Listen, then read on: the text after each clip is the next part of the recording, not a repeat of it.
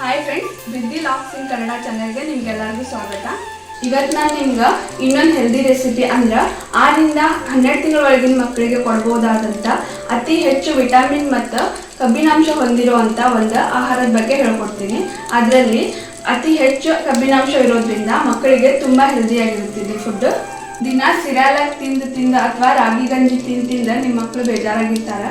ಅವರಿಗೆ ಒಂದು ಹೊಸ ರೆಸಿಪಿ ಮಾಡಿ ಕೊಡ್ರಿ, ಅವರು ಕೂಡ ಇಷ್ಟಪಟ್ಟು ತಿಂತಾರೆ. ಹಂಗಾದ್ರೆ ಬರೀ ಪ್ರಿಪೇರ್ ಮಾಡೋದು ನೋಡ್ರಿ. ಅದಕ್ಕೆ ಬೇಕಾಗಿರೋ ಸಾಮಗ್ರಿ: ಒಂದು ಡ್ರಮ್ ಸ್ಟಿಕ್ ತೊಗೊಂಡು ಅದನ್ನು 4ರಿಂದ 5 ಸಲ ಕ್ಲೀನಾಗಿ ತೊಳ್ಕೊಂಡು ಅದ್ರ ಮೇಲಿನ ಸಪ್ಪಿಗಳನ್ನೆಲ್ಲ ಈ ರೀತಿ ತೆಗಿಬೇಕು. ಅದನ್ನು ಒಂದು ಪಾತ್ರೆ ಒಳಗೆ ಹಾಕ್ಕೊಂಡು ಕುದಿಸ್ಕೋಬೇಕು. ಒಂದು ಕ್ಲೀನಾಗಿರೋ ಪಾತ್ರೆ ತೊಗೊಳ್ರಿ, ಅದ್ರಾಗ ಒಂದು ಸ್ವಲ್ಪ ನೀರು ಹಾಕ್ಕೊಳ್ರಿ.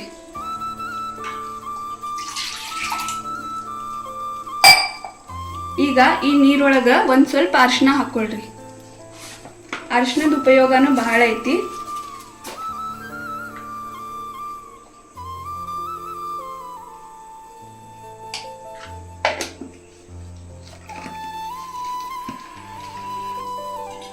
ಈಗ ಈ ನೀರೊಳಗೆ ಒಂದು ಸ್ವಲ್ಪ ಡ್ರಮ್ ಸ್ಟಿಕ್ ಹಾಕ್ಕೊಳ್ರಿ.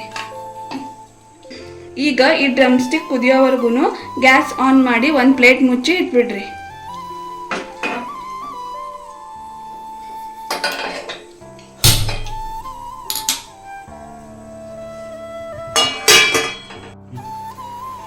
ಈಗ ಒಂದು 10 ನಿಮಿಷ ಇದನ್ನು ಹಿಂಗೆ ಕುದಿಸಿದ್ದೇನೆ. ಈಗ ನೋಡೋಣ ಆಗೈತೇನು. ಈ ಥರ ನೀರೆಲ್ಲ ಅಟ್ಟಿಸಿ ಹೋಗ್ಬೇಕು ನೋಡ್ರಿ. ಈಗ ಇದು ತಣ್ಣಗಾಗೈತಿ. ಈಗ ಇದ್ರೊಳಗಿಂದ ಪಲ್ಪ್ ಅಷ್ಟು ನಾವು ತಗೊಂಡು ಸೈಡಿಗೆ ಇಟ್ಕೋಬೇಕು. ಬೀಜ ಅದನ್ನು ಸೈಡಿಗೆ ಚೆಲ್ಲಬೇಕು ನೋಡ್ರಿ. ಈ ಥರ ಪಲ್ಪ್ ಅಷ್ಟು ನಾವು ಬೇಬಿಗೆ ಕೊಡಬೇಕು.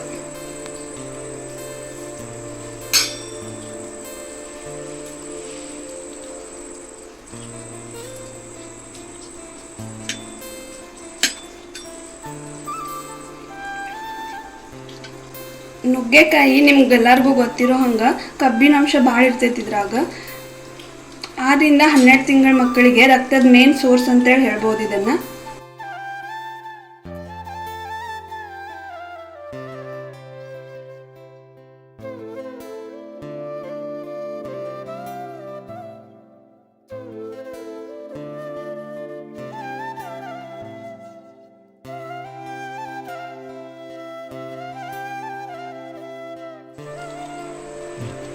ನೋಡ್ರಿ, ಇಷ್ಟು ಪಲ್ಪ್ ಬಂದೈತಿ.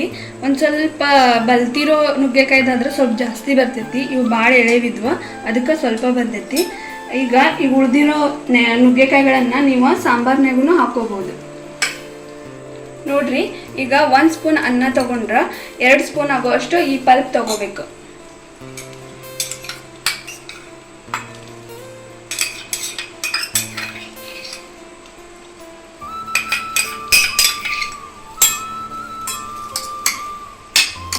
ಇದನ್ನು ನೀವು ಸ್ಮ್ಯಾಶ್ ಮಾಡ್ಕೊಂಡ್ರು ನಡಿತೈತಿ, ಇಲ್ಲಾಂದ್ರೆ ಈ ರೀತಿ ಮಿಕ್ಸರ್ ಒಳಗೆ ಹಾಕಿ ಮಿಕ್ಸಿ ಮಾಡಿಕೊಂಡು ನಡಿತೈತಿ.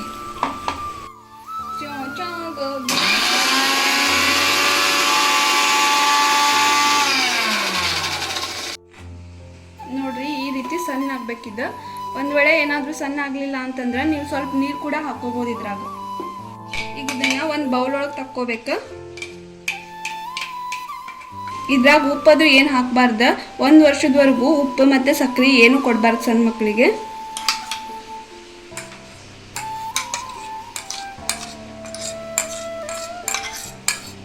ಈಗ 1 ಸ್ಪೂನ್ ಒಳಗೆ ದೇಸಿ ಘೀ ತಗೋಬೇಕು.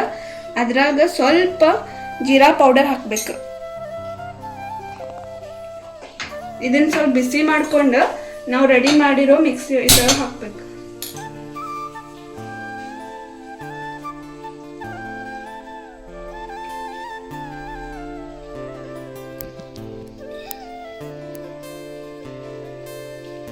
ಜೀರಾ ಪೌಡರ್ ಹಾಕೋದ್ರಿಂದ ಡ್ರಮ್ ಸ್ಟಿಕ್ ಸೂಪ್ಗೆ ಇನ್ನೊಂದು ಸ್ವಲ್ಪ ಅರೋಮಾ ಚೆನ್ನಾಗಿ ಬರುತ್ತೆ.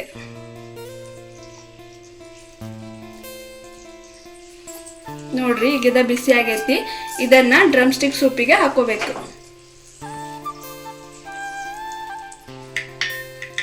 ಇಷ್ಟು ಸಾಕಾಗುತ್ತೆ, ಜಾಸ್ತಿನೂ ತುಪ್ಪ ಹಾಕಬಾರ್ದು ಮಕ್ಕಳಿಗೆ. ಈಗ ಇದು ರೆಡಿ ಆಗೈತಿ. ಇದನ್ನ ತಿನ್ನಿಸಿ ಪಾಪು ರಿಯಾಕ್ಷನ್ ಹೆಂಗಿರುತ್ತಂತ ತೋರಿಸ್ತೀನಿ ಬರ್ರಿ.